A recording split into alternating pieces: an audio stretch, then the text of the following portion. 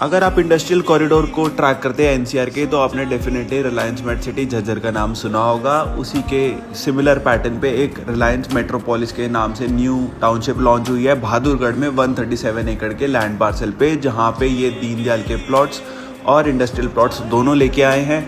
दीनदयाल के प्लॉट्स आधे sold out है, आधे अवेलेबल हैं, जिसमें से साइज स्टार्ट होता है 120 टू 160 स्क्वायर यार्ड का। वेराज इंडस्ट्रियल प्लॉट्स की बात करें तो 1200 गज से लेके 1 एकड़ का लैंड पार्सल मिल जाता है। आप किसी को इसकी डिटेल्स चाहिए, आप मेरे को कमेंट में लिखिए रिलायंस मेट सिटी बहादुरगढ़।